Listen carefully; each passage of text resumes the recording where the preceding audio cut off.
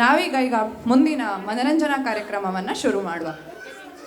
ನಾವೆಲ್ಲ ಸಣ್ಣವರಿರುವಾಗಿಂದ ಎಳೆಯರ ರಾಮಾಯಣ, ಸಂಪೂರ್ಣ ರಾಮಾಯಣ ಕಥೆಗಳನ್ನು ಕೇಳಿ ಆಯ್ದು, ಓದಿ ಆಯ್ದು, ಮತ್ತು ಟಿ ವಿ ಧಾರಾವಾಹಿಗಳಲ್ಲಿ ಕೂಡ ನೋಡಿ ಆಯ್ದು. ಆದರೆ ನಮ್ಮಲ್ಲಿ ಬಹುಶಃ ಕೆಲವೇ ಜನರಿಗೆ ಮಾತ್ರ ಏಕಶ್ಲೋಕ ರಾಮಾಯಣದ ಪರಿಚಯವಿತ್ತು. ಏನಿದು ಏಕಶ್ಲೋಕ ರಾಮಾಯಣ ಹೇಳಿ ಅಂದ್ಕೊತಾ ಇದ್ರಾ? ನಮ್ಮ ಮೊದಲನೆಯ ಕಾರ್ಯಕ್ರಮ ಚಿಕ್ಕ ಮಕ್ಕಳಿಂದ ಏಕಶ್ಲೋಕ ರಾಮಾಯಣ ಪ್ರದರ್ಶನ. ಜೋರಾದ ಚಪ್ಪಾಳೆಯೊಂದಿಗೆ ಏಕಶ್ಲೋಕ ರಾಮಾಯಣ ತಂಡವನ್ನು ವೇದಿಕೆಯ ಮೇಲೆ ಸ್ವಾಗತಿಸೋಣ.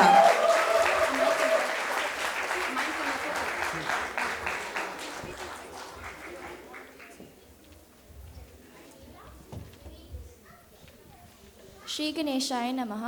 ಎಲ್ಲರಿಗೂ ನಮಸ್ಕಾರ. ಏಕಶ್ಲೋಕ ರಾಮಾಯಣ.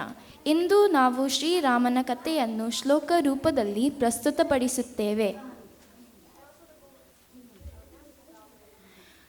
ಪೂರ್ವಂ ರಾಮ ತಪೋವನಾದಿಗಮನಂ ಹತ್ವಾ ಮೃಗಂ ಕಾಂಚನಂ ವೈದೇಹಿ ಹರಣಂ ಜಟಾಯುಮರಣಂ ಸುಗ್ರೀವ ಸಂಭಾಷಣಂ ವಾಲಿ ನಿಗ್ರಹಣಂ ಸಮುದ್ರತರಣಂ ಲಂಕಾಪುರಿ ದಾಹನಂ ಪಶ್ಚಾತ್ ರಾವಣ ಕುಂಭಕರ್ಣಹನನಂ ಏತದ್ದಿ ರಾಮಾಯಣಂ.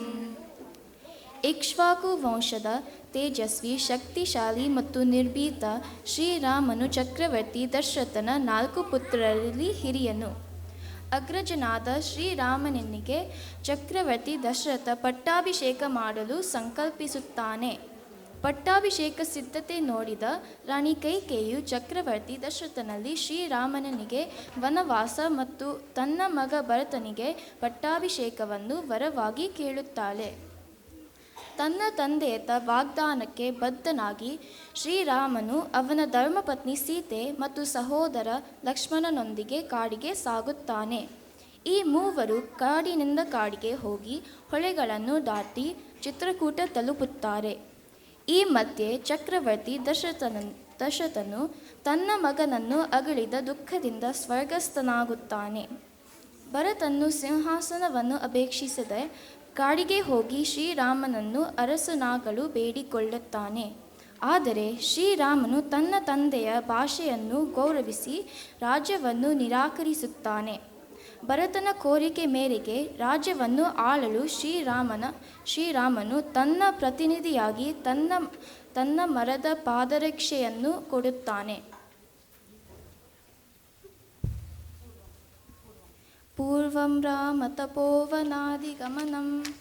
ಶ್ರೀರಾಮ, ಸೀತಾ, ಲಕ್ಷ್ಮಣರು ಚಿತ್ರಕೂಟವನ್ನು ತೊರೆದು ದಂಡಕ ವನವನ್ನು ಪ್ರವೇಶಿಸಿದರು. ಅನೇಕ ಋಷಿಗಳನ್ನು ಬೇಟೆಯಾಗಿ ಅವರ ಕೋರಿಕೆಯಂತೆ ಅನೇಕ ರಾಕ್ಷಸರನ್ನು ಸದೆ ಬಡಿದರು. ಒಂದು ದಿನ ಇಚ್ಛೆಯಂತೆ ರೂಪ ಬದಲಿಸಬಲ್ಲ ಶೂರ್ಪನಖೆಯು ಶ್ರೀರಾಮನತ್ತ ಆಕರ್ಷಿತಳಾದಳು.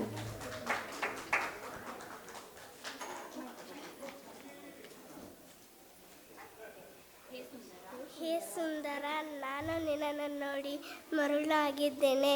ನನ್ನನ್ನು ಮದುವೆಯಾಗುವೆಯಾ? ನಾನು ಅಯೋಧ್ಯೆಯ ರಾಜಕುಮಾರ ರಾಮ. ಇವಳು ನನ್ನ ಹೆಂಡತಿ ಸೀತೆ. ಸೀತೆಯನ್ನು ಬಿಟ್ಟು ನಾನು ಬೇರೆ ಯಾರನ್ನು ಮದುವೆ ಆಗುವುದಿಲ್ಲ. ನಾನು ಏಕಪತ್ನಿ ವ್ರತಸ್ಥ. ಕೋಪಗೊಂಡ ಶೂರ್ಪನಖೆಯು ಸೀತೆಯ ಮೇಲೆ ಆಕ್ರಮಣ ಮಾಡಲು ಪ್ರಯತ್ನಿಸಿದಳು. ಆಗ ಲಕ್ಷ್ಮಣನು ಅವಳ ಕಿವಿ ಮತ್ತು ಮೂಗನ್ನು ಕತ್ತರಿಸಿದನು. ನಂತರ ಶ್ರೀರಾಮನು ಖರ, ದೂಷಣ ಮತ್ತು ತ್ರಿಶಿರ ಸೇರಿದಂತೆ ಶೂರ್ಪನಖಿಯ ಪ್ರೇರಣೆಯಿಂದ ಬಂದ ಎಲ್ಲ ರಾಕ್ಷಸರನ್ನು ಕೊಂದು ಹಾಕಿದನು.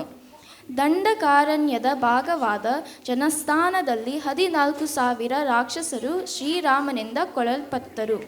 ಪರದೆ ಮೇಲೆ ಶೂರ್ಪನಖಿಯ ಪ್ರಚೋದನೆಯಿಂದ ಮತ್ತು ತನ್ನ ಸಹೋದರರ ಸಾವಿನಿಂದ ಕೋಪಗೊಂಡ ಲಂಕಾಧಿಪತಿ ರಾವಣನು ಸೀತೆಯನ್ನು ಅಪಹರಿಸಲು ಮಾರೀಚನ ಸಹಾಯವನ್ನು ಕೋರಿದನು.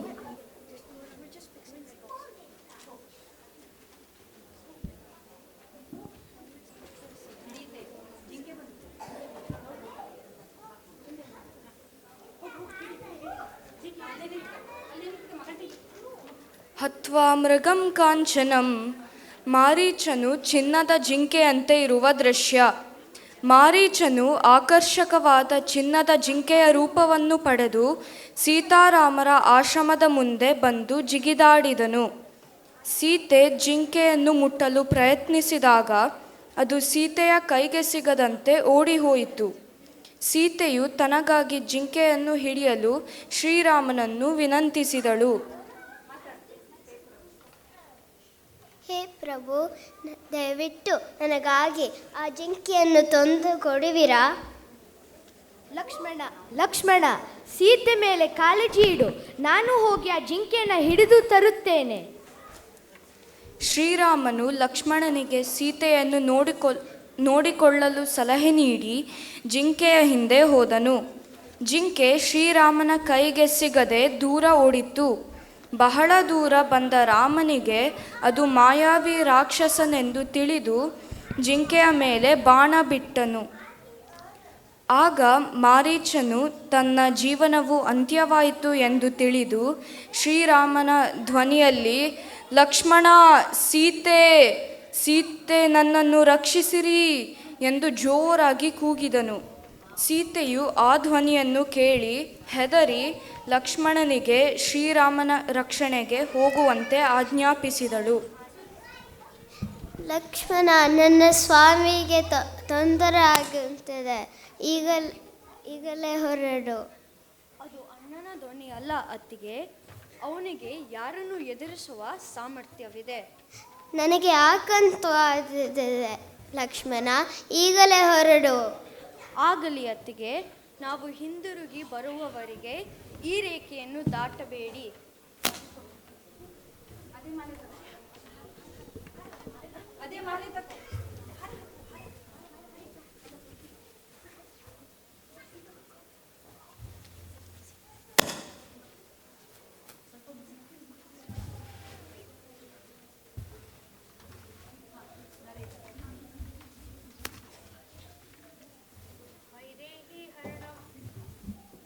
ಸೀತೆಯನ್ನು ಅಪಹರಿಸುವ ದೃಶ್ಯ. ಈ ನಡುವೆ ಸೀತೆ ಒಬ್ಬಳೇ ಇದ್ದಾಳೆ ಎಂದು ತಿಳಿದ ರಾವಣ ಅಲೆದಾಡುವ ಸನ್ಯಾಸಿಯ ವೇಷ ಧರಿಸಿ ಸೀತೆಯ ಬಳಿ ಭಿಕ್ಷೆ ಬೇಡಲು ಬಂದ. ವೇದ ಮಂತ್ರಗಳನ್ನು ಪಠಿಸುತ್ತಾ ಬಂದ ರಾವಣನನ್ನು ಸೀತೆ ಅನಿರೀಕ್ಷಿತ ಬ್ರಾಹ್ಮಣ ಅತಿಥಿಯಂತೆ ಗೌರವಿಸಿದಳು. ಲಕ್ಷ್ಮಣನು ಎಳೆದ ಗೆರೆಯನ್ನು ದಾಟಲು ಸಾಧ್ಯವಿಲ್ಲವೆಂದು ಅರಿತ ರಾವಣನು ಸೀತೆಯನ್ನು ಹೊರಗೆ ಬಂದು ತನಗೆ ದಾನವನ್ನು ನೀಡಬೇಕೆಂದು ಒತ್ತಾಯಿಸಿದನು. ಬ್ರಾಹ್ಮಣನನ್ನು ತನ್ನ ಬಾಗಿಲಿಂದ ಬರಿಗೈಯಲ್ಲಿ ಹೋಗಲು ಬಯಸದೆ ಸೀತೆ ಗೆರೆಯನ್ನು ದಾಟು ಹೋದಳು. ಅವಳು ರೆಕ್ಕೆಯನ್ನು ದಾಟಿದ ಕೂಡಲೇ ರಾವಣನು ಅವಳನ್ನು ಹಿಡಿದು ತನ್ನ ರಥಕ್ಕೆ ಸೆಳೆದು ಒಯ್ದನು ಮತ್ತು ತಾನು ಲಂಕೆಯ ರಾಜ ರಾವಣ ಎಂದು ಅಟ್ಟಹಾಸ ಮಾಡಿದನು. ಸೀತೆ ಜೋರಾಗಿ, ಓ ರಾಮ, ಓ ಲಕ್ಷ್ಮಣ, ರಕ್ಷಿಸಿ ಎಂದು ಮೊರೆ ಇಟ್ಟಳು. ನನ್ನ ಇಚ್ಛೆಗೆ ವಿರುದ್ಧವಾಗಿ ನನ್ನನ್ನು ಒಯ್ಯುತ್ತಿರುವ ಈ ರಾಕ್ಷಸನನ್ನು ನೋಡಿ ನನ್ನನ್ನು ರಕ್ಷಿಸಿ ಎಂದು ಸೀತೆ ಮರಗಳು, ಗೋದಾವರಿ ನದಿ, ಕಾಡಿನಲ್ಲಿ ವಾಸಿಸುವ ದೇವತೆಗಳಲ್ಲಿ ಪ್ರಾರ್ಥಿಸಿದಳು.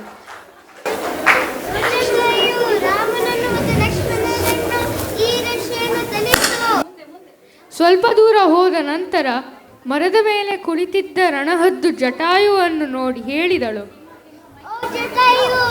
ರಾಮನ ಮತ್ತು ಲಕ್ಷ್ಮಣರಿಗೆ ವಿಷಯ ತಿಳಿಸು. ಜಟಾಯು ಮರಣಂ. ಜಟಾಯು ಮತ್ತು ರಾವಣನ ದೃಶ್ಯ. ಇದನ್ನು ನೋಡಿದ ಜಟಾಯು ರಾವಣನು ತಡೆಯಲು ಪ್ರಯತ್ನಿಸುತ್ತಾನೆ. ರಾವಣ, ನಾನು ರಣಹದ್ದುಗಳ ರಾಜ ಜಟಾಯು. ಸೀತೆಯನ್ನು ಅಪಹರಿಸಲು ನಿನಗೆಷ್ಟು ಧೈರ್ಯ? ಸೀತೆಯನ್ನು ಕೂಡಲೇ ಬಿಡುಗಡೆ ಮಾಡು ಎಂದನು. ರಾವಣ, ನಿಲ್ಲು, ಸೀತೆಯನ್ನು ಬಿಡು. ಈ ಮಾತುಗಳನ್ನು ಕೇಳಿದ ರಾವಣನು ಜಟಾಯುವಿನ ಕಡೆಗೆ ಧಾವಿಸಿದನು. ಅವನ ಕಣ್ಣುಗಳು ಕೋಪದಿಂದ ಕೆಂಪಾಗಿದ್ದವು. ಜಟಾಯು ಪರಾಕ್ರಮದಿಂದ ರಾವಣನ ವಿರುದ್ಧ ಹೋರಾಡಿದನು. ಜಟಾಯು ರಾವಣನ ಧನುಷನ್ನು ಮುರಿದು ಅವನ ಸಾರಥಿಯನ್ನು ಕೊಂದು ಹಾಕುತ್ತಾನೆ. ಆದರೆ ರಾವಣನು ತನ್ನ ಖಡ್ಗದಿಂದ ಜಟಾಯುವಿನ ರೆಕ್ಕೆಯನ್ನು ಕಡಿದು ಹಾಕಿದನು. ರಕ್ತಸಿಕ್ತನಾದ ಜಟಾಯು ಭೂಮಿಯ ಮೇಲೆ ಬಿದ್ದನು. ಸೀತೆಯು ಜಟಾಯುವನ್ನು ಹಿಡಿಯಲು ಪ್ರಯತ್ನಿಸಿದಳು. ಆದರೆ ರಾವಣನು ಅವಳನ್ನು ಜಡೆಯಿಂದ ಹಿಡಿದು ತನ್ನ ಪುಷ್ಪಕ ವಿಮಾನದ ಮೇಲೆ ಕೂರಿಸಿಕೊಂಡು ಲಂಕೆಯತ್ತ ಹೋದನು. ಪರ್ವತದ ಶಿಖರದ ಮೇಲೆ ಕುಳಿತಿರುವ 5 ವಾನರರನ್ನು ನೋಡಿ ಅಳುತ್ತಾ ಸೀತೆ ತನ್ನ ಆಭರಣಗಳನ್ನು ಎಸೆದಳು. ಲಂಕೆಯನ್ನು ತಲುಪಿದ ರಾವಣನು ಸೀತೆಯನ್ನು ತನ್ನ ಅರಮನೆಗೆ ಕರೆದುಕೊಂಡು ಹೋದನು ಮತ್ತು ತನ್ನನ್ನು ಮದುವೆಯಾಗುವಂತೆ ಒತ್ತಾಯಿಸಿದನು. ಅದನ್ನು ಒಪ್ಪದ ಸೀತೆಯನ್ನು ಅಶೋಕವನದಲ್ಲಿ ಇರಿಸಿದನು. ಸೀತೆಯನ್ನು ಭೇಟಿ ಮಾಡಲು ಯಾರಿಗೂ ಅವಕಾಶ ನೀಡಬಾರದು ಮತ್ತು ಅವಳು ಬಯಸಿದ್ದನ್ನು ಅವಳಿಗೆ ಒದಗಿಸಬೇಕೆಂದು ಆಜ್ಞಾಪಿಸಿದನು. ಪರದೆ ಕೆಳಗೆ ಶ್ರೀರಾಮ ಮತ್ತು ಜಟಾಯು ದೃಶ್ಯ. ಈ ಮಧ್ಯೆ ಶ್ರೀರಾಮನು ಲಕ್ಷ್ಮಣನೊಂದಿಗೆ ತನ್ನ ಆಶ್ರಮಕ್ಕೆ ತಿರುಗಿ ಬಂದನು. ಅಲ್ಲಿ ಸೀತೆಯನ್ನು ಕಾಣದೆ ಅವಳನ್ನು ಒಬ್ಬಳೇ ಬಿಟ್ಟು ಹೋಗಿದ್ದಕ್ಕೆ ಪರಿತಪಿಸಿ ಸಂಕಟದಿಂದ ಜೋರಾಗಿ ಅಳುತ್ತಾ ಲಕ್ಷ್ಮಣನೊಂದಿಗೆ ಸೀತೆಯನ್ನು ಹುಡುಕಿದನು. ಸೀತೆ, ಸೀತೆ, ಅತ್ತಿಗೆ, ಅತ್ತಿಗೆ, ಸೀತೆ, ಎಲ್ಲಿರುವೆ? ನೀನಿಲ್ಲದೆ ನಾನು ಬದುಕಲಾರೆ. ಎಲ್ಲಿಯೂ ಸೀತೆ ಕಾಣದೆ ರಾಮನು ಕಂಗಾಲಾದನು. ಹುಡುಕುತ್ತಾ ಹೊರಟ ಅವರಿಗೆ ಸೀತೆಯ ಹೂಗಳು, ನೆಲದ ಮೇಲೆ ಸತ್ತು ಬಿದ್ದಿರುವ ಸಾರಥಿಯು ಹಾಗೂ ಬಿಲ್ಲು ಕಾಣಿಸಿತು. ಏನೋ ಅನಾಹುತ ಆಗಿದೆ ಎಂದು ತಿಳಿದ ಮುಂದೆ ನಡೆದಾಗ ಅವರಿಗೆ ನೋವಿನಿಂದ ನರಳುತ್ತಿರುವ ಜಟಾಯು ಕಾಣಿಸಿದನು. ಜಟಾಯು ನಡೆದ ಸಂಗತಿಯನ್ನು ತಿಳಿಸುತ್ತ, ನಾನು ಸೀತೆಯನ್ನು ರಕ್ಷಿಸಲು ಪ್ರಯತ್ನಿಸಿದೆ. ರಾವಣನ ಬಿಲ್ಲು ಮತ್ತು ರಥವನ್ನು ಮುರಿದೆ. ಆದರೆ ಅವನು ನನ್ನ ರೆಕ್ಕೆಗಳನ್ನು ಕತ್ತರಿಸಿ ಸೀತೆಯನ್ನು ಕರೆದುಕೊಂಡು ಹೋದನು. ಜಟಾಯು ಅವರಿಗೆ ರಾವಣನು ವಿಶ್ರವ ಋಷಿಯ ಮಗ ಮತ್ತು ಕುಬೇರನ ಮಲಸಹೋದರ ಎಂದು ಹೇಳಿ ತಾನ ಪ್ರಾಣವನ್ನು ಬಿಟ್ಟನು. ಶ್ರೀರಾಮನು ಜಟಾಯುವನ್ನು ಸ್ವಂತ ಬಂಧುವಿನಂತೆ ಅಂತ್ಯ ಸಂಸ್ಕಾರ ಮಾಡಿದನು. ನಂತರ ದಕ್ಷಿಣ ದಿಕ್ಕಿನಲ್ಲಿ ಸಾಗಿ ಕಬಂಧ ರಾಕ್ಷಸನಿಗೆ ಮುಕ್ತಿ ನೀಡಿ ಅವನ ಮಾಹಿತಿಯಂತೆ ಋಷ್ಯಮುಖ ಪರ್ವತದತ್ತ ನಡೆದರು. ಸುಗ್ರೀವ ಸಂಭಾಷಣಂ. ಹನುಮಂತನು ಶ್ರೀರಾಮ ಮತ್ತು ಲಕ್ಷ್ಮಣರನ್ನು ಮೊದಲ ಬಾರಿಗೆ ಭೇಟಿಯಾಗುವ ದೃಶ್ಯ. ದೂರದಲ್ಲಿ ಬರುತ್ತಿರುವ 2 ತೇಜಸ್ವಿ ಯುವಕರನ್ನು ನೋಡಿ ಅವರನ್ನು ತನ್ನ ಅಣ್ಣ ವಾಲಿ ಕಳುಹಿಸಿದ್ದಾನೆ ಎಂದು ಶಂಕಿಸಿ ಸುಗ್ರೀವನು ತಲೆಮರೆಸಿಕೊಂಡನು.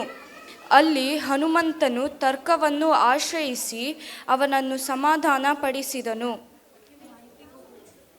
ಹನುಮಂತ, ಅಲ್ಲಿ ನೋಡು, ವಾಲಿ ನನ್ನನ್ನು ಕೊಲ್ಲಲು ಅವರನ್ನು ಕಳುಹಿಸಿದ್ದಾನೆ. ಹೆದರಬೇಡ ಸುಗ್ರೀವ, ನಾನು ಅವರನ್ನು ವಿಚಾರಿಸಿಕೊಂಡು ಬರುತ್ತೇನೆ. ಇಬ್ಬರ ಮನಸ್ಸಿನಲ್ಲಿ ಏನಿದೆ ಎಂದು ತಿಳಿಯಲು ಸುಗ್ರೀವನು ಹನುಮಂತನನ್ನು ಕಳುಹಿಸಿದ. ಹನುಮಂತನು ಮಾರುವೇಷದಲ್ಲಿ ಬಂದು ರಾಮ ಲಕ್ಷ್ಮಣರನ್ನು ವಿಚಾರಿಸಿದನು. ಪುಣ್ಯ ಪುರುಷರಂತೆ ಕಾಣುವ ನೀವು ಯಾರು? ಈ ದಟ್ಟ ಕಾಡಿನಲ್ಲಿ ಏನನ್ನು ಹುಡುಕುತ್ತಿದ್ದೀರಾ? ನಾವು ಅಯೋಧ್ಯೆಯ ರಾಜಕುಮಾರರು. ನಾನು ಲಕ್ಷ್ಮಣ, ಇದು ನನ್ನ ಅಣ್ಣ ಶ್ರೀರಾಮ. ಆಗ ಲಕ್ಷ್ಮಣನು ಅವರು ಕಾಡಿನಲ್ಲಿ ಹೇಗೆ ಬಂದರು ಎಂಬ ಕಥೆಯನ್ನು ಹೇಳಿದನು ಮತ್ತು ಸೀತೆಯನ್ನು ಪತ್ತೆ ಹಚ್ಚಲು ಸುಗ್ರೀವನ ಸಹಾಯ ಬೇಕು ಎಂದನು. ನಿಜ ವಿಷಯ ತಿಳಿದು ಹನುಮಂತನು ರಾಮ ಲಕ್ಷ್ಮಣರಿಗೆ ವಂದಿಸಿ ತನ್ನ ನಿಜರೂಪಕ್ಕೆ ಬಂದು ತನ್ನ ಪರಿಚಯವನ್ನು ನೀಡಿದನು. ಹೇ ನನ್ನ ಪ್ರಭು ಶ್ರೀರಾಮಚಂದ್ರ.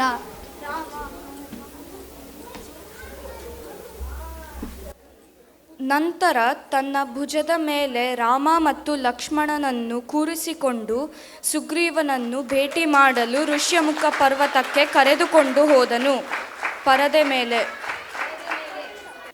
ಸುಗ್ರೀವ, ಇವರು ನನ್ನ ಪ್ರಭು ಶ್ರೀರಾಮಚಂದ್ರ ಮತ್ತು ಅವರ ತಮ್ಮ ಲಕ್ಷ್ಮಣ. ಹನುಮಂತನು ಶ್ರೀರಾಮ ಮತ್ತು ಲಕ್ಷ್ಮಣರನ್ನು ಸುಗ್ರೀವನಲ್ಲಿಗೆ ಕರೆತಂದು ಅವರ ಕಥೆಯನ್ನು ಹೇಳಿದನು. ಶ್ರೀರಾಮನು ಸುಗ್ರೀವನಿಗೆ ಸ್ನೇಹಹಸ್ತವನ್ನು ನೀಡಿದನು. ಆಗ ಸುಗ್ರೀವನು ರಾಮನಲ್ಲಿ ಸೀತೆಯನ್ನು ಹುಡುಕಲು ಮತ್ತು ಅವಳನ್ನು ಮರಳಿ ಕರೆತರಲು ನಾವು ಸಹಾಯ ಮಾಡುತ್ತೇವೆ. ಆದರೆ ವಾಲಿಯನ್ನು ಕೊಲ್ಲಲು ನೀವು ನನಗೆ ಸಹಾಯ ಮಾಡಬೇಕು ಎಂದು ವಿನಂತಿಸಿಕೊಂಡನು. ನನಗೆ ಸೀತೆಯನ್ನು ಹುಡುಕಲು ನಿನ್ನ ಸಹಾಯ ಬೇಕು ಗೆಳೆಯ. ಹಾಗಾದರೆ ನೀವು ನನಗೆ ನನ್ನ ಅಣ್ಣ ವಾಲಿಯನ್ನು ಕೊಲ್ಲಲು ಸಹಾಯ ಮಾಡಬೇಕು. ಸುಗ್ರೀವ ಮುಂದೆ ಹೇಳುತ್ತಾ, ನಾವು ಪರ್ವತದ ಮೇಲೆ ಕುಳಿತಿರುವಾಗ ರಾವಣನು ಆಕಾಶ ಮಾರ್ಗದಲ್ಲಿ ಒಬ್ಬ ಸ್ತ್ರೀಯನ್ನು ಬಲಪೂರ್ವಕವಾಗಿ ಕರೆದುಕೊಂಡು ಹೋಗುವುದನ್ನು ನೋಡಿದೆವು. ಅವಳು ರಾಮ, ಲಕ್ಷ್ಮಣ, ಕಾಪಾಡಿ ಎಂದು ಕೂಗುತ್ತಿರುವುದು ಕೇಳಿಸಿತು. ನಮ್ಮನ್ನು ನೋಡಿ ಆಕೆಯು ತನ್ನ ಆಭರಣವನ್ನು ಸಣ್ಣ ಬಟ್ಟೆಯಲ್ಲಿ ಸುತ್ತಿ ನಮ್ಮ ಕಡೆಗೆ ಎಸೆದಳು. ರಾಮನ ಆಣತಿಯಂತೆ ಅದನ್ನು ತಂದು ತೋರಿಸಿದನು. ಆಭರಣವನ್ನು ನೋಡಿ ರಾಮನಿಗೆ ಅವಳು ಸೀತೆಯೇ ಎಂದು ಖಚಿತವಾಗಿ ಇಬ್ಬರು ಪರಸ್ಪರ ಸಹಾಯಕ್ಕೆ ಒಪ್ಪಿಕೊಂಡರು. ಸುಗ್ರೀವನು ರಾಮನಿಗೆ ವಾಲಿಯು ಮಾಡಿದ ಅನ್ಯಾಯವನ್ನು ಹೇಳಿದನು. ವಾಲಿಯ ಶಕ್ತಿಯನ್ನು ಮತ್ತು ಮಾತಂಗ ಮುನಿಯ ಶಾಪವನ್ನು ವಿವರಿಸಿದನು. ಹೌದಾ? ಹಾಗಾದರೆ ಇದನ್ನ ನೋಡು. ವಾಲಿಗೆ ಹೆದರಿ ಕುಳಿತಿರುವ ಸುಗ್ರೀವನಿಗೆ ಧೈರ್ಯ ತುಂಬಲು ಮತ್ತು ತನ್ನ ಶಕ್ತಿಯನ್ನು ತೋರಿಸಲು ರಾಮನು ಒಂದು ಬೆರಳಿನಿಂದ ಆ ಅಸ್ಥಿಪಂಜರವನ್ನು 10 ಯೋಜನ ದೂರ ಎಸೆದನು. ಸುಗ್ರೀವನನ್ನು ಮತ್ತಷ್ಟು ಮನವೊಲಿಸಲು ತನ್ನ ಒಂದು ಬಾಣ 7 ಸಾಲು ಮರಗಳನ್ನು ಸೀಳಿಕೊಂಡು ಹೋಗಿ ಪುನಃ ಬಂದು ತನ್ನ ಬಟ್ಟಳಿಕೆಯನ್ನು ಸೇರುವಂತೆ ಮಾಡಿದನು. ಇದನ್ನು ನೋಡಿದ ಸುಗ್ರೀವನು ಆಶ್ಚರ್ಯ ಮತ್ತು ಪರಮಾನಂದದಿಂದ ರಾಮನ ಪಾದಕ್ಕೆ ನಮಸ್ಕರಿಸಿದನು. ಆಗ ರಾಮನು ಸುಗ್ರೀವನಿಗೆ ಕಿಷ್ಕಿಂಧೆಗೆ ಹೋಗಿ ವಾಲಿಯನ್ನು ದ್ವಂದ್ವ ಯುದ್ಧಕ್ಕೆ ಕರೆಯಲು ಹೇಳಿದನು. ಪರದೆ ಕೆಳಗೆ ವಾಲಿ ನಿಗ್ರಹಣಂ. ಸುಗ್ರೀವ ಮತ್ತು ವಾಲಿಯ ಕಾಳಗದ ದೃಶ್ಯ.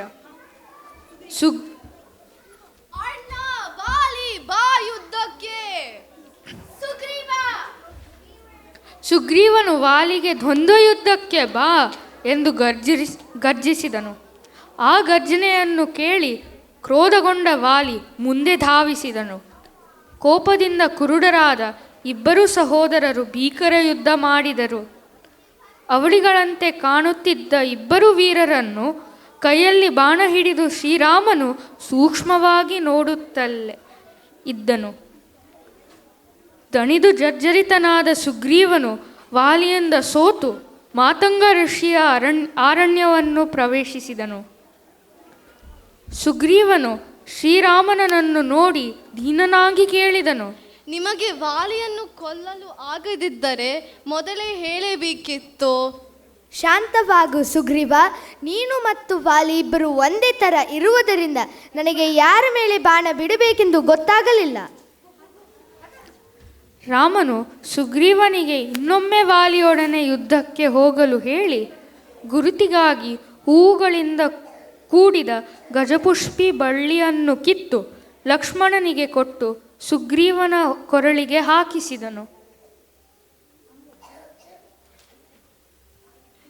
ಸುಗ್ರೀವನು ವಾಲಿಗೆ ಸವಾಲು ಹಾಕಲು ಹೋದಾಗ ಶ್ರೀರಾಮ ಮತ್ತು ಇತರರು ಮರಗಳ ಹಿಂದೆ ಅಡಗಿಕೊಂಡರು. ಪತ್ನಿ ತಾರ ಬೇಡ ಎಂದರೂ ವಾಲಿ ಅವಳ ಮಾತನ್ನು ಕೇಳದೆ ಸುಗ್ರೀವನೊಡನೆ ಯುದ್ಧಕ್ಕೆ ಬಂದನು. ಅಣ್ಣ ವಾಲಿ, ಬಾ ಯುದ್ಧಕ್ಕೆ, ಎಲ್ಲಿ ಹೆದರಿ ಕುಳಿತಿರುವೆ? ಸುಗ್ರೀವ, ಹೇ ಮೂರ್ಖ, ಮತ್ತೆ ಬಂದೆಯಾ? ಸುಗ್ರೀವನು ಪತ್ನಿ ತಾರ ಬೇಡ ಎಂದರು.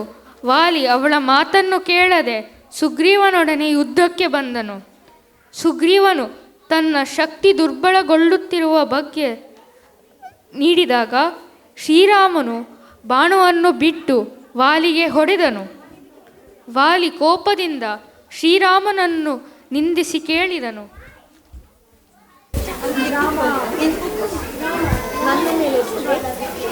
ಹೇ ವಾಲಿ, ಅಣ್ಣ, ತಂದೆ ಮತ್ತು ಗುರು ಎಲ್ಲರೂ ತಂದೆ ಸಮಾನ.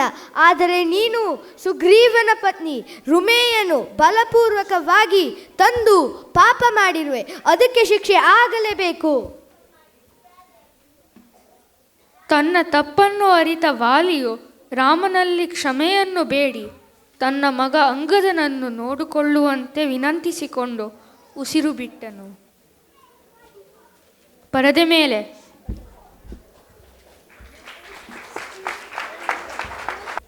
ರಾಜ ಸುಗ್ರೀವನು ಹನುಮಂತ ಮತ್ತು ಜಾಂಬವಂತನ ಸಲಹೆಯಂತೆ ವಾನರ ಸೈನ್ಯವನ್ನು 4 ದಿಕ್ಕುಗಳಲ್ಲಿ ಕಳುಹಿಸಿದನು.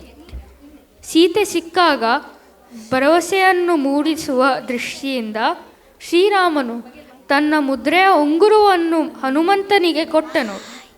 ಯುವರಾಜ ಅಂಗದನ ಜೊತೆಯಲ್ಲಿ ನೀಲ, ಜಾಂಬವಂತ ಮತ್ತು ಹನುಮಂತ ಎಲ್ಲರೂ ದಕ್ಷಿಣ ದಿಕ್ಕಿನಲ್ಲಿ ಹೊರಟರು. ಸಮುದ್ರ ತರಣಂ ಹನುಮಂತನು ಸಾಗರವನ್ನು ದಾಟುತ್ತಿರುವ ದೃಶ್ಯ. ಅಂಗದ ಮತ್ತು ಅವನ ತಂಡವು ದಕ್ಷಿಣದಲ್ಲಿ ವಿಂಧ್ಯ ಶ್ರೇಣಿಯ ಮೇಲೆ ಮತ್ತು ಕೆಳಗೆ ಸೀತೆಯನ್ನು ಹುಡುಕಿದರು. ದಣಿದ ಅವರು ಒಂದು ಗುಹೆಯ ಬಾಗಿಲಲ್ಲಿ ಕುಳಿತು ತಿಂಗಳ ಅವಧಿ ಮುಗಿದರೂ ಸೀತಾಮಾತೆ ಕಾಣದೆ ಇರುವುದರಿಂದ ಆ ಮರನಂತ ಉಪವಾಸ ಮಾಡಲು ನಿಶ್ಚಯಿಸಿದರು. ಅವರ ಮಾತಿನಲ್ಲಿ ತನ್ನ ತಮ್ಮ ಜಟಾಯುವಿನ ಹೆಸರು ಕೇಳಿ ಅಲ್ಲೇ ಗುಹೆಯ ಮೇಲೆ ಕುಳಿತ ಸಂಪಾತಿಯು ಅವರ ಕಥೆಯನ್ನು ಪೂರ್ಣವಾಗಿ ಕೇಳಿದನು. ಆಗ ನೀಲನ್ನು ಸಂಪಾತಿಯಲ್ಲಿ ಕೇಳಿದನು, ಸಂಪಾತಿ, ನೀನು ರಾವಣ ಸೀತೆ ಮಾತೆಯೆಂದು ಕರೆದುಕೊಂಡು ಹೋಗುವುದನ್ನು ನೋಡಿದ್ದೆಯಾ? ರಾವಣ ಒಂದು ಸ್ತ್ರೀಯನ್ನು ತನ್ನ ವಿಮಾನದಲ್ಲಿ ಕರೆದುಕೊಂಡು ಹೋಗುವುದನ್ನು ನೋಡಿದ್ದೇನೆ. ಅವಳು ರಾಮ ರಾಮ ಎಂದು ಕೂಗುತ್ತಿದ್ದಳು. ಸಂಪಾತಿಯು ತನ್ನ ಅತ್ಯಂತ ದೀರ್ಘ ದೃಷ್ಟಿಯಿಂದಾಗಿ ಸುಮಾರು 100 ಯೋಜನಗಳಷ್ಟು ದೂರದಲ್ಲಿರುವ ಲಂಕಾದಲ್ಲಿ ಸೀತೆ ನೆಲೆಸಿರುವುದನ್ನು ನೋಡಿ ಅವರಿಗೆ ಹೇಳಿದನು. ವಾನರರಿಗೆ ಸಹಾಯ ಮಾಡಿದ್ದಕ್ಕಾಗಿ ಋಷಿ ನಿಶಾಕರನ್ನು ಊಹಿಸಿದಂತೆ ತನ್ನ ರೆಕ್ಕೆಗಳನ್ನು ಮರಳಿ ಪಡೆದನು ಮತ್ತು ಸಂತೋಷದಿಂದ ವಾನರರಿಗೆ ಯಶಸ್ಸು ಸಿಗಲೆಂದು ಹಾರೈಸಿದನು. ಸಂಪಾತಿಯ ಮಾತಿನಂತೆ ದಕ್ಷಿಣದ ಕಡೆಗೆ ನಡೆದ ಅವರಿಗೆ ಮಹಾಸಾಗರವು ಸಿಕ್ಕಿತ್ತು. ಲಂಕೆ ಮತ್ತು ಅವರ ಮಧ್ಯೆ ಇರುವ ವಿಶಾಲ ಸಮುದ್ರವನ್ನು ನೋಡಿ ಹತಾಶರಾದರು. ಆಗ ಜಾಂಬವಂತನು ಹನುಮಂತನಿಗೆ ಅವನ ಹಳೆಯ ಕಥೆಯನ್ನು ಹೇಳಿ ಬ್ರಹ್ಮ ಮತ್ತು ಇತರರಿಂದ ಸಿಕ್ಕ ವರಗಳನ್ನು ವಿವರಿಸಿದನು. ಹಾಗೆ ಎಲ್ಲ ವಾನರರು ಸೇರಿ ಹನುಮಂತನ್ನು ಲಂಕೆಗೆ ಹಾರುವಂತೆ ಪ್ರೋತ್ಸಾಹಿಸಿದರು. ಓ ಹನುಮಂತ, ನಿನ್ನ ಸಾಮರ್ಥ್ಯವನ್ನು ತೋರಿಸು. ಜೈ ಶ್ರೀರಾಮ್, ಜೈ ಹನುಮಂತನು ಅಗಾಧವಾಗಿ ಬೆಳೆದು ಮಹೇಂದ್ರ ಪರ್ವತದ ತುದಿಯಿಂದ ಸಮುದ್ರದಾದ್ಯಂತ ಹಾರಿದನು. ಪರದೆ ಮೇಲೆ ಲಂಕಾಪುರಿ ದಾಹನಂ ಹನುಮಾನ್ ಮತ್ತು ಸೀತೆಯೊಂದಿಗಿನ ದೃಶ್ಯ. ಹನುಮಂತನು ಲಂಕೆಯನ್ನು ತಲುಪಿದ ನಂತರ ರಾಕ್ಷಸರಿಂದ ಬಲವಾಗಿ ಕಾವಲುಗೊಂಡಿರುವ ಲಂಕಾ ನಗರವನ್ನು ಚಂದ್ರೋದಯದಲ್ಲಿ ತನ್ನ ದೇಹವನ್ನು ಕುಗ್ಗಿಸಿ ಪ್ರವೇಶಿಸಿದ. ಸೀತೆಯನ್ನು ನಗರ ಮತ್ತು ಅರಮನೆಯಲ್ಲಿ ಹುಡುಕಿ ಎಲ್ಲಿಯೂ ಕಾಣದೇ ಇದ್ದಾಗ ಆತಂಕಕ್ಕೆ ಒಳಗಾದ. ಹಾಗೆ ಹುಡುಕುತ್ತಾ ಶೀಘ್ರದಲ್ಲಿ ಅಶೋಕವನಕ್ಕೆ ಬಂದನು. ಅಲ್ಲಿ ಅವನಿಗೆ ಸೀತಾಮಾತೆ ಕಾಣಿಸಿದಳು. ರಾಕ್ಷಸರೆಲ್ಲರೂ ನಿದ್ರೆ ಮಾಡುವ ತನಕ ಅಲ್ಲೇ ಮರದಲ್ಲಿ ಅಡಗಿ ಕುಳಿತುಕೊಂಡನು. ರಾವಣನು ಸೀತೆಯ ಸಮೀಪ ಬಂದು ಕಪಟ ಮಾತುಗಳಿಂದ ತನ್ನನ್ನು ಮದುವೆಯಾಗುವಲು ಹೇಳುವುದನ್ನು ನೋಡಿದನು. ಸೀತೆ, ನನ್ನನ್ನು ಮದುವೆಯಾಗಲು ಒಪ್ಪಿಕೋ. ಸಾಧ್ಯವಿಲ್ಲ ರಾವಣ, ರಾಮನಂದು ಒಂದೇ ಸ್ವಾಮಿ. ಹುಲ್ಲಿನ ಕಡ್ಡಿಯ ಅಂತರವನ್ನು ಇರಿಸಿ ರಾವಣನನ್ನು ನಿರಾಕರಿಸಿದಳು. ಸೀತೆ ಶ್ರೀರಾಮನ ಮೇಲಿನ ತನ್ನ ಪ್ರೀತಿಯನ್ನು ವ್ಯಕ್ತಪಡಿಸುತ್ತಾ ರಾವಣನನ್ನು ನಿಂದಿಸಿದಳು. ನಂತರ ರಾವಣನು ತ್ರಿಜಟ ಮತ್ತು ಉಳಿದ ರಾಕ್ಷಸಿಯರನ್ನು ಕರೆದು ಸೀತೆಯನ್ನು ಹೆದರಿಸಿ ತನ್ನನ್ನು ಮದುವೆಯಾಗುವಲು ಒಪ್ಪಿಸಲು ಹೇಳಿದನು. ತ್ರಿಜಟ ಇವಳನ್ನು ಹೆದರಿಸಿ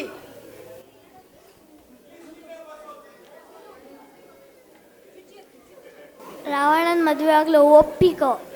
ಸುಮ್ಮನೆ ಸಾಯುಬೇಡ. ರಾವಣನ ಸೂಚನೆಯ ಮೇರೆಗೆ ಸೀತೆಗೆ ರಾಕ್ಷಸಿಯರು ಬೆದರಿಕೆ ಹಾಕಿದರು.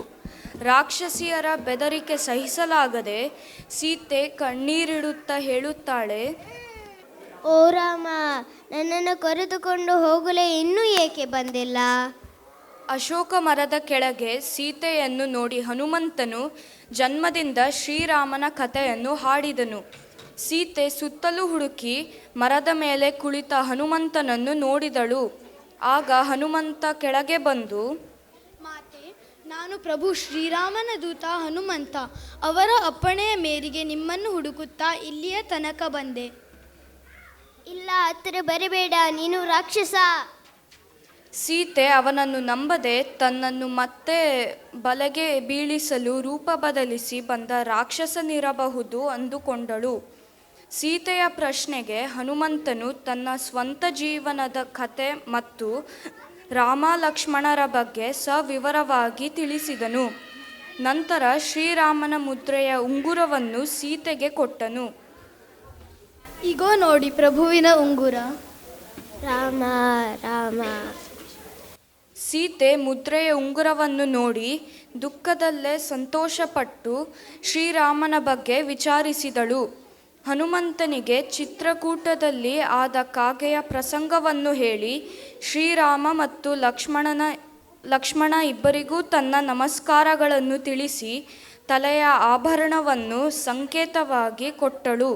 ಆಶೀರ್ವಾದವಿತ್ತು ಹನುಮಂತನಿಗೆ ಹೊರಡಲು ಅನುಮತಿ ನೀಡಿದಳು.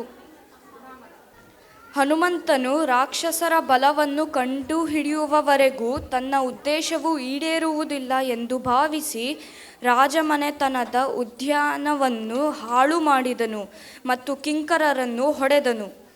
ಅವನು ಕಂಬದ ಮೇಲೆ ಏರಿ ಜೈ ಶ್ರೀರಾಮ್ ಎಂದು ಗಟ್ಟಿಯಾಗಿ ಕೂಗಿ ದಾನವರನ್ನು ಕೀಟದಂತೆ ಹೊಸಕಿದನು. ಅಂತಿಮವಾಗಿ ಹನುಮಂತನು ರಾವಣನ ಮಗ ಇಂದ್ರಜಿತುವಿನ ಬ್ರಹ್ಮಾಸ್ತ್ರದಿಂದ ಬಂಧಿಸಿ ರಾವಣನ ಆಸ್ಥಾನಕ್ಕೆ ಕರೆದುಕೊಂಡು ಹೋದನು. ನಿನ್ನನ್ನು ಬ್ರಹ್ಮಾಸ್ತ್ರದಿಂದ ಬಂಧಿಸುತ್ತೇನೆ.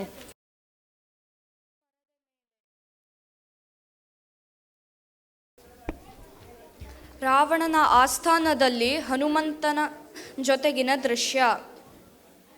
ಯಾರೋ ನೀನು ಹೇ ಮಂಗ? ನಾನು ಶ್ರೀರಾಮನ ದೂತ. ಎಲೆ ರಾವಣ, ಬದುಕುವ ಆಸೆ ಇದ್ದರೆ ಸೀತಾಮಾತೆಯನ್ನು ಈಗಲೇ ಶ್ರೀರಾಮನಿಗೆ ಒಪ್ಪಿಸು. ಈ ಮಂಗನನ್ನ ಕೊಲ್ಲಿರಿ. ಬೇಡ ಅಣ್ಣ, ದೂತನನ್ನು ಕೊಲ್ಲುವುದು ಸರಿಯಲ್ಲ. ಹಾಗಾದ್ರೆ ಈ ಸೊಕ್ಕಿದ ಮಂಗನ ಬಾಲಕ್ಕೆ ಬೆಂಕಿ ಹಚ್ಚಿರಿ. ಹನುಮಂತನು ವಿಭೀಷಣನ ಅರಮನೆಯನ್ನು ಹೊರತುಪಡಿಸಿ ಇಡೀ ಲಂಕಾ ನಗರವನ್ನೇ ಸುಟ್ಟನು. ಹನುಮಂತನು ಸೀತೆಯನ್ನು ಮತ್ತೊಮ್ಮೆ ನೋಡಿ ಸಮುದ್ರವನ್ನು ದಾಟಿದನು. ವಾನರ ಸೈನ್ಯದ ದೃಶ್ಯ. ಹನುಮಂತ ಸೀತೆಯನ್ನು ಭೇಟಿಯಾದುದನ್ನು ಕೇಳಿ ವಾನರರು ಸಂತೋಷಪಟ್ಟರು. ಅವರು ಸುಗ್ರೀವ ಮತ್ತು ಶ್ರೀರಾಮನ ಬಳಿಗೆ ಹಿಂದಿರುಗಿ ಸೀತೆಯನ್ನು ಭೇಟಿಯಾದ ಸುದ್ದಿಯನ್ನು ತಿಳಿಸಿದರು. ಆಗ ಹನುಮಂತನು ಸೀತೆಯ ತಲೆಯ ಆಭರಣವನ್ನು ಶ್ರೀರಾಮನಿಗೆ ಕೊಟ್ಟು ನಡೆದ ಸಂಗತಿಯನ್ನು ವಿವರಿಸಿದನು. ತೆಗೆದುಕೊಳ್ಳಿ ಪ್ರಭುವೇ, ಮಾತೆಯು ತನ್ನ ಗುರುತಿಗಾಗಿ ಕೊಟ್ಟಿರುವ ಚೂಡಾಮಣಿ.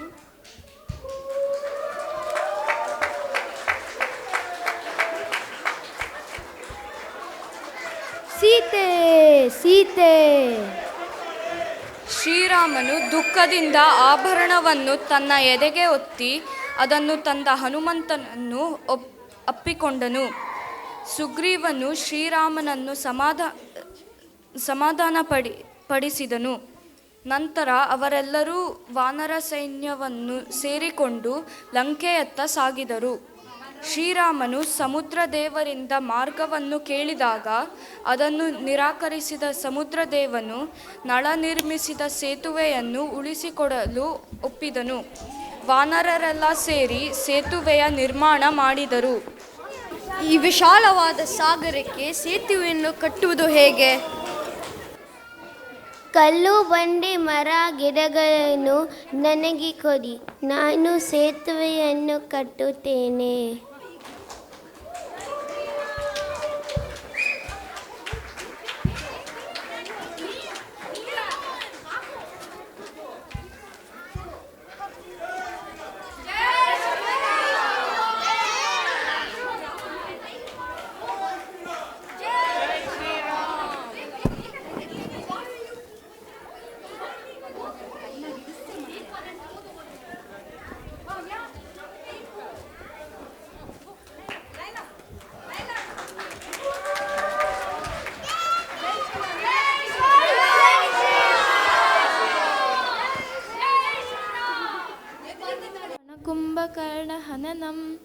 ರಾವಣನೊಂದಿಗಿನ ದೃಶ್ಯ. ಸೇನಾಪತಿಗಳೇ, ಯುದ್ಧಕ್ಕೆ ಈಗಲೇ ತಯಾರಾಗಿ.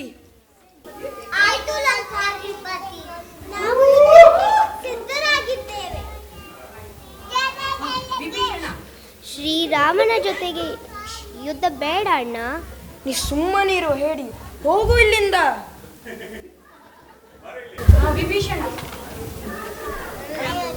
ನನ್ನ ಅಣ್ಣ ನನ್ನ ಮಾತನ್ನು ಕೇಳದೆ ನನ್ನನ್ನು ಹೊರಗೆ ಹಾಕಿದ್ದಾನೆ. ಹಾಗಾಗಿ ನಿಮ್ಮಲ್ಲಿ ಶರಣು ಬಂದಿದ್ದೇನೆ.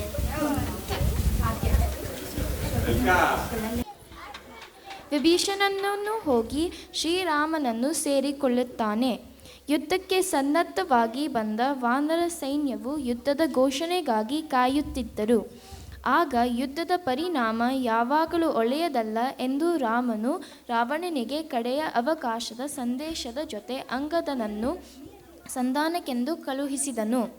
ರಾವಣನ ಆಸ್ಥಾನಕ್ಕೆ ಬಂದು ಅಂಗದನು ರಾಮನ ಸಂದೇಶವನ್ನು ರಾವಣನಿಗೆ ತಿಳಿಸಿದನು. ಏನೆಂದರೆ, ಹೇ ರಾವಣ, ನಿನ್ನ ಪಾಪಕ್ಕೆ ಕೊನೆಯ ಕಾಲ ಬಂದಿದೆ. ಸೀತಾಮಾತೆಯನ್ನು ಗೌರವದಿಂದ ಕಳಿಸಿಕೊಡು. ಸುಮ್ಮನೆ ಯುದ್ಧ ಮಾಡಿ ಸೋತು ಸಾಯಬೇಡ.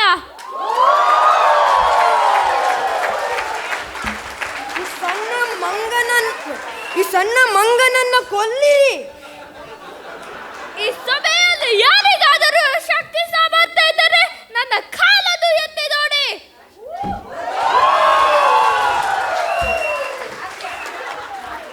ಆಸ್ಥಾನದಲ್ಲಿ ಯಾರಿಗೂ ಅಂಗದನ ಕಾಲನ್ನು ಎತ್ತಲು ಆಗದೇ ಇದ್ದಾಗ ಸ್ವತಃ ರಾವಣ ತಾನೇ ಎದ್ದು ಬಂದು ಅಂಗದನ ಕಾಲಿಗೆ ಕೈ ಹಾಕಲು ಮುಂದಾದ. ಆಗ ಕೆಳಗೆ ಬಿದ್ದ ರಾವಣನ ಕಿರೀಟವನ್ನು ಎತ್ತಿ ಹಾರಿ ಹೋಗುವಾಗ ಅಂಗದನು ಹೇಳುತ್ತಾನೆ, ಹಿಡಿಯುವುದಾದರೆ ಹೋಗಿ ಶ್ರೀರಾಮನ ಕಾಲನ್ನು ಹಿಡಿ. ಜೈ ಶ್ರೀರಾಮ್. ಈಗಲೇ ಹೋಗಿ ಯುದ್ಧವನ್ನು ಮುಗಿಸುತ್ತೇನೆ. ಲಂಕೆಯನ್ನು ಮುತ್ತಿಗೆ ಹಾಕಿರುವ ವಾನರರ ಸೈನ್ಯವನ್ನು ಸೋಲಿಸಿ ಒಂದೇ ದಿನದಲ್ಲಿ ಯುದ್ಧವನ್ನು ಮುಗಿಸುತ್ತೇನೆಂದು ತನ್ನ ಸೈನ್ಯದೊಡನೆ ರಾವಣನು ಡೋಲು ಗರ್ಜನೆಗಳೊಂದಿಗೆ ಸ್ವತಃ ಯುದ್ಧಕ್ಕೆ ಹೋದನು. ಆಗ ವಾನರರು ಮತ್ತು ರಾಕ್ಷಸರ ನಡುವೆ ಭಯಂಕರವಾದ ಯುದ್ಧದ ನಡೆಯಿತು. ರಾವಣನು ಶ್ರೀರಾಮನ ಒಡನೆ ಯುದ್ಧ ಮಾಡಿ ಸೋತು ತಲೆ ತಗ್ಗಿಸಿ ಅರಮನೆಗೆ ಹಿಂದಿರುಗಿದನು. ಮತ್ತು ರಾವಣನೊಂದಿಗಿನ ದೃಶ್ಯ. ಕುಂಭಕರ್ಣನನ್ನು ಎಬ್ಬಿಸಿ.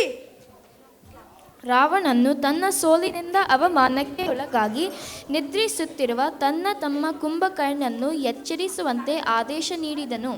ಸಾವಿರಾರು ಸೈನಿಕರು ಡೋಲು ನಗಾರಿಗಳೊಂದಿಗೆ ಕುಂಭಕರ್ಣನನ್ನು ಎಬ್ಬಿಸಲು ಪ್ರಯತ್ನಿಸಿದರು. ಆದರೆ ಕುಂಭಕರ್ಣನಿಗೆ ಎಚ್ಚರವಾಗದೇ ಇದ್ದಾಗ ಸೈನಿಕರು ಅವನನ್ನು ಖಡ್ಗ ಮತ್ತು ಈಟಿಗಳಿಂದ ಚುಚ್ಚಿದರು. ಫಲಕಾರಿಯಾಗದೇ ಇದ್ದಾಗ ವಿಧ ವಿಧದ ಮಿಷ್ಟಾನ್ನವನ್ನು ಅವನ ಸಮೀಪ ತಂದು ಇಟ್ಟರು. ಅದರ ಪರಿಮಳಕ್ಕೆ ಎಚ್ಚರಗೊಂಡ ಕುಂಭಕರ್ಣನು ಕ್ಷಣಾರ್ಧದಲ್ಲಿ ಎಲ್ಲವನ್ನು ತಿಂದು ಮುಗಿಸಿ ಮತ್ತೆ ಪ್ರಾಣಿ ರಕ್ತ ಮಾಂಸಗಳಿಂದ ಹೊಟ್ಟೆ ತುಂಬಿಸಿಕೊಂಡು ತನ್ನನ್ನು ಅಕಾಲ ಎಬ್ಬಿಸಿದ್ದಕ್ಕೆ ಕಾರಣವನ್ನು ತಿಳಿಯಲು ಅಣ್ಣ ರಾವಣನೊಂದಿಗೆ ಹೋದನು. ರಾವಣನು ಯುದ್ಧದ ಕಾರಣವನ್ನು ಹೇಳಿದನು. ಅಣ್ಣ, ನೀ ಮಾಡಿರುವ ಕೆಲಸ ಸರಿಯಲ್ಲ. ಸೀತೆಯನ್ನು ಶ್ರೀರಾಮನಿಗೆ ಒಪ್ಪಿಸು. ಸಾಧ್ಯವಿಲ್ಲ. ಧೈರ್ಯ ಇಲ್ಲದಿದ್ರೆ ಹೋಗಿ ರಾಮನನ್ನು ಸೇರಿಕೋ. ಧೈರ್ಯವಿಲ್ಲದೆ ಅಲ್ಲ ಅಣ್ಣ, ಪರಸ್ತ್ರೀ ಅಪಹರಣ ಸರಿಯಲ್ಲ ಎಂದು ಹೇಳಿದೆ. ಇದೋ ನೋಡು, ಈಗಲೇ ಯುದ್ಧಕ್ಕೆ ಹೊರಟೆ. ಕುಂಭಕರ್ಣ ಮತ್ತು ಶ್ರೀರಾಮನೊಂದಿಗಿನ ದೃಶ್ಯ. ಕುಂಭಕರ್ಣನು ಯುದ್ಧ ಭೂಮಿಯನ್ನು ಪ್ರವೇಶಿಸಿದಾಗ ಎಲ್ಲ ವಾನರರು ಅವನ ಗಾತ್ರವನ್ನು ನೋಡಿ ಹೆದರಿದರು. ಯುದ್ಧದ ಸಮಯದಲ್ಲಿ ವಾನರ ಸೈನ್ಯದ ರಾಜನಾಶವಾದರೆ ಸೈನ್ಯವು ನಾಶವಾಗುತ್ತದೆ ಎಂದು ನಂಬಿದ ಕುಂಭಕರ್ಣನು ಸುಗ್ರೀವನನ್ನು ಸೆರೆ ಹಿಡಿದನು. ಆಗ ಹನುಮಂತನು ಮುಂದೆ ಬಂದು ಕುಂಭಕರ್ಣನೊಂದಿಗೆ ಯುದ್ಧ ಮಾಡಿ ಸುಗ್ರೀವನು ತಪ್ಪಿಸಿಕೊಳ್ಳಲು ಸಹಾಯ ಮಾಡಿದಾಗ ಕೋಪಗೊಂಡ ಕುಂಭಕರ್ಣನು ವಾನರ ಮತ್ತು ಕರಡಿಗಳನ್ನು ತಿನ್ನಲು ಪ್ರಾರಂಭಿಸಿದನು. ಈ ಹಂತದಲ್ಲಿ ಲಕ್ಷ್ಮಣನು ಕೆಚ್ಚೆದೆಯ ಯುದ್ಧವನ್ನು ಮಾಡಿ ಕುಂಭಕರ್ಣನನ್ನು ಬಾಣಗಳಿಂದ ಚುಚ್ಚಿದಾಗ ಕುಂಭಕರ್ಣನು ಲಕ್ಷ್ಮಣನಲ್ಲಿ ಹೇಳಿದನು, ಎಲೆ ಹುಡುಗ, ನೀನು ಬಹಳ ಪರಾಕ್ರಮದಿಂದ ಯುದ್ಧ ಮಾಡುತ್ತಿರುವೆ. ಆದರೆ ನಾನು ಇಲ್ಲಿಗೆ ಬಂದಿದ್ದು ರಾಮನಲ್ಲಿ ಯುದ್ಧ ಮಾಡಿ ರಾವಣನನ್ನು ಕೊಲ್ಲಲು. ಹಾಗಾಗಿ ಈಗಲೇ ರಾವಣನನ್ನು ಕರೆ. ಆಗ ರಾಮನು ಮುಂದೆ ಬಂದು ಕುಂಭಕರ್ಣನೊಂದಿಗೆ ಭೀಕರವಾದ ಕಾಳಗ ನಡೆಸಿ ಅವನನ್ನು ಸಾಯಿಸಿದನು. ಕುಂಭಕರ್ಣನ ದೇಹವು ಭೂಮಿಗೆ ಬೀಳಲು ಭೂಮಿ ಕಂಪಿಸಿತ್ತು. ಆದರೂ ಭಯಾನಕ ಶಕ್ತಿಯುಳ್ಳ ಶತ್ರುವು ತೊಲಗಿದನೆಂದು ವಾನರರು ಸಂತೋಷಪಟ್ಟರು. ಇಂದ್ರಜಿತ್ ಜೊತೆಗಿನ ದೃಶ್ಯ. ತನ್ನ ಸಹೋದರರನ್ನು ಮತ್ತು ಹಲವು ಪುತ್ರರನ್ನು ಕಳೆದುಕೊಂಡ ರಾವಣನು ದುಃಖದಿಂದ ನರಳಿದನು. ಆಗ ರಾವಣನ ಪ್ರೀತಿಯ ಮಗನಾದ ಇಂದ್ರಜಿತುವು ಯುದ್ಧದಲ್ಲಿ ಪ್ರವೇಶಿಸಿ ವಾನರ ಸೇನಾಪತಿಗಳನ್ನು ಗಾಯಗೊಳಿಸಿದನು. ಎದುರಿಸು, ನನ್ನ ಸರ್ಪಾಸ್ತ್ರವನ್ನು ನೋಡುತ್ತೇನೆ. ಅತಿ ಮಾಯಾವಿಯಾದ ಇಂದ್ರಜಿತುವು ಅದೃಶ್ಯನಾಗಿ ಯುದ್ಧವನ್ನು ಮಾಡಿ ನಾಗಪಾಶವನ್ನು ಬಿಟ್ಟು ರಾಮ ಲಕ್ಷ್ಮಣನನ್ನು ಪ್ರಜ್ಞೆ ತಪ್ಪಿಸಿದನು. ಇಂದ್ರಜಿತುವು ಸಂತೋಷದಿಂದ ಜಯಘೋಷದೊಂದಿಗೆ ಅರಮನೆಗೆ ಹೋದನು. ಇತ್ತ ಹನುಮಂತನು ಗರುಡನನ್ನು ಕರೆತಂದು ನಾಗಪಾಶದಿಂದ ಬಿಡುಗಡೆ ಮಾಡಿದನು. ವಾನರರೆಲ್ಲರೂ ಶ್ರೀರಾಮನ ಜಯಘೋಷ ಮಾಡಿದರು. ಇದನ್ನು ಕೇಳಿ ಆಶ್ಚರ್ಯ ಮತ್ತು ಕೋಪಗೊಂಡ ಇಂದ್ರಜಿತುವು ಮತ್ತೆ ಯುದ್ಧಕ್ಕೆ ಬಂದು ಮಾಯಾವಿ ಯುದ್ಧವನ್ನು ಮುಂದುವರಿಸಿದನು. ಇದು ನನ್ನ ಶಕ್ತಿ ಅಸ್ತ್ರ. ಅವನನ್ನು ಎದುರಿಸಲು ಬಂದ ಲಕ್ಷ್ಮಣನ ಮೇಲೆ ಶಕ್ತಿ ಅಸ್ತ್ರವನ್ನು ಪ್ರಯೋಗ ಮಾಡಿ ಲಕ್ಷ್ಮಣನನ್ನು ಪ್ರಜ್ಞೆ ತಪ್ಪಿಸಿದನು. ಇದರಿಂದ ರಾಮ ಮತ್ತು ಇಡೀ ವಾನರ ಸೈನ್ಯವು ಮತ್ತೆ ಹತಾಶರಾದರು. ಆಗ ಜಾಂಬುವಂತನು ಹನುಮಂತನಿಗೆ ಹಿಮಾಲಯಕ್ಕೆ ಹೋಗಿ ಸೂರ್ಯೋದಯದ ಒಳಗೆ ಸಂಜೀವಿನಿಯನ್ನು ತರುವಂತೆ ಸಲಹೆ ನೀಡಿದನು.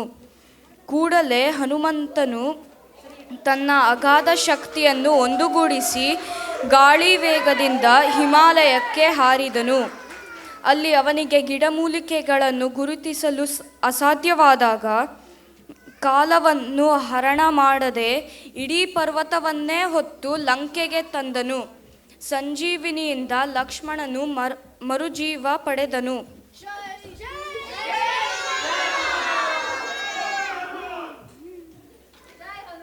ನಂತರ ಇಂದ್ರಜಿತ್ ಮತ್ತು ಲಕ್ಷ್ಮಣನ ನಡುವೆ ನಡೆದ ಭೀಷಣವಾದ ಯುದ್ಧದಲ್ಲಿ ಇಂದ್ರಜಿತುವು ಮರಣವನ್ನು ಹೊಂದಿದನು.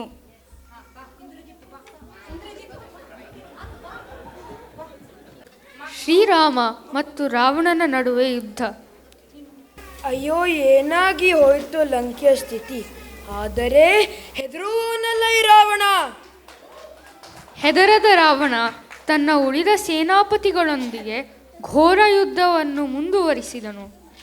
ಆದರೆ ರಾವಣನ ಕಡೆಯವರೆಲ್ಲ ಒಬ್ಬೊಬ್ಬರಾಗಿ ಸಾವನ್ನಪ್ಪಿದರು. ಭೂಮಿಯ ಮೇಲೆ ನಿಂತು ರಾವಣನೊಡನೆ ಯುದ್ಧ ಮಾಡುತ್ತಿರುವ ಶ್ರೀರಾಮನಿಗೆ ಇಂದ್ರನು ರಥವನ್ನು ಕಳುಹಿಸಿಕೊಟ್ಟನು. ಆಗ ಶ್ರೀರಾಮ ಮತ್ತು ರಾವಣನ ನಡುವೆ ಘನಘೋರ ಯುದ್ಧವಾಯಿತು. ರಾಮನು ರಾವಣನ ತಲೆಯನ್ನು ಕತ್ತರಿಸಿದರು. ಪುನಃ ಬರುತ್ತಿರುವ ರಾವಣನ ತಲೆಯನ್ನು ನೋಡಿ ಆಶ್ಚರ್ಯಪಟ್ಟನು.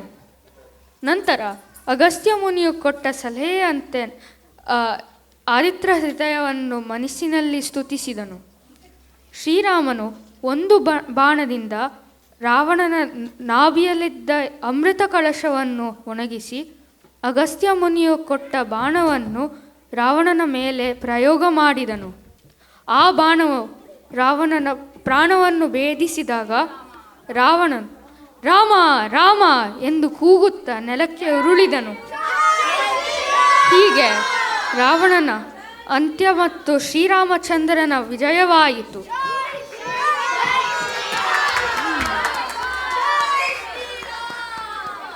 ಇಡೀ ವಾನರ ಸೈನ್ಯವು ಹರ್ಷೋಲ್ಲಾಸದಿಂದ ಜಯಘೋಷ ಮಾಡಿದರು. ರಾಮನು ವಿಭೀಷಣನನ್ನು ಲಂಕೆಯ ರಾಜನನ್ನಾಗಿ ಮಾಡಿ ಹನುಮಂತನ ಮೂಲಕ ಸೀತೆಗೆ ಸಂದೇಶವನ್ನು ಕಳುಹಿಸಿದನು. ಶ್ರೀರಾಮನ ಆಜ್ಞೆಯ ಮೇರೆಗೆ ವಿಭೀಷಣನು ಸೀತೆಯನ್ನು ಶ್ರೀರಾಮನ ಬಳಿಗೆ ಕರೆದುಕೊಂಡು ಹೋದನು.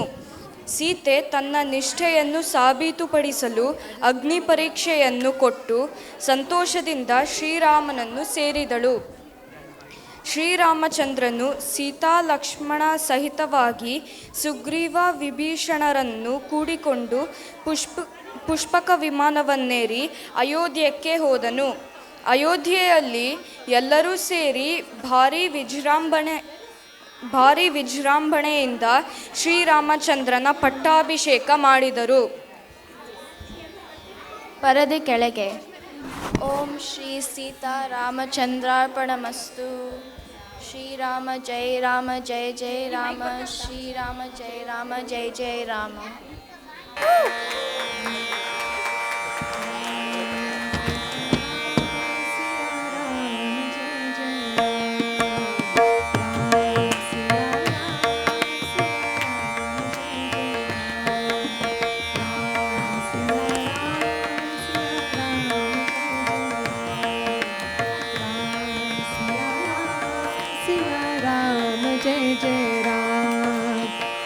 मंगल भावन मंगल हारी, भवभूत प्रतचर बिहारी.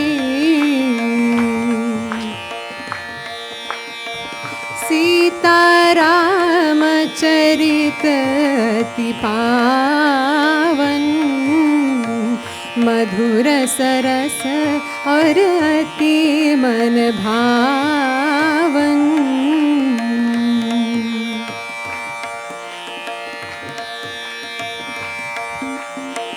पुनि पुनि कितने हो सुने सुनाए, फिर भी प्यास बुझत और बुझाए.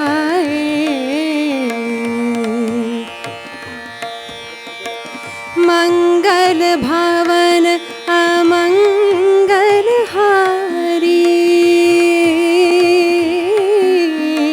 द्रवहु दशरथ अचर बिहारी. राम सिया राम जय जय राम, राम सिया राम जय जय राम, राम सिया राम जय जय राम, राम सिया राम जय जय राम, राम सिया राम जय जय राम, राम सिया राम जय जय Ram.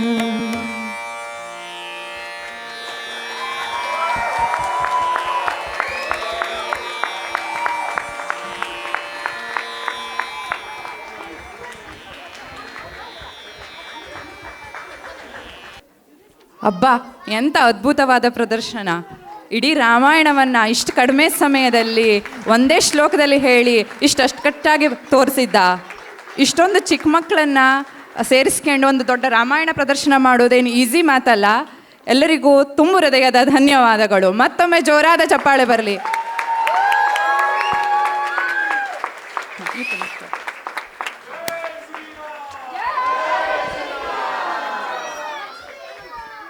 Narrators of this performance are as follows: Nidhi Hegde, Vihan Vikas, and Stuti Malanamane. Here are the participant names.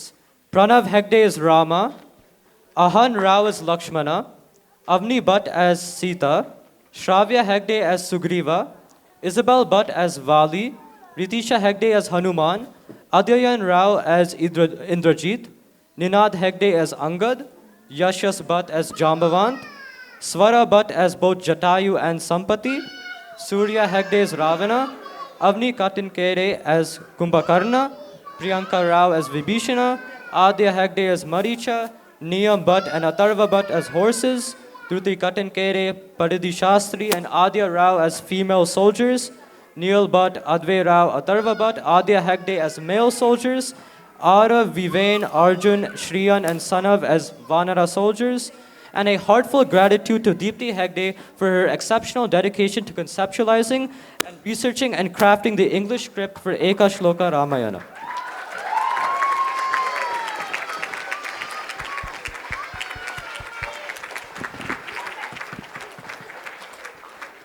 But let's not forget and acknowledge the incredible effort put in behind the scenes by Rashmi Hegde, Hema Rao, Aparna Rao, Sharda Hegde, Shweta Bhatt, Shivani Hegde, and Sridhar Madhyastha.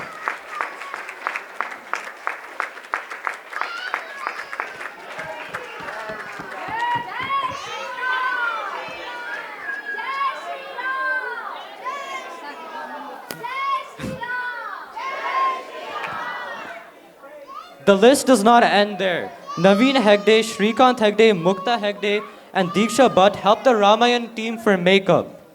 And a thanks to Samit, Shreyas, Puneet, and Rakshit for helping to lift up the curtains. Once again, a big round of applause for the entire team.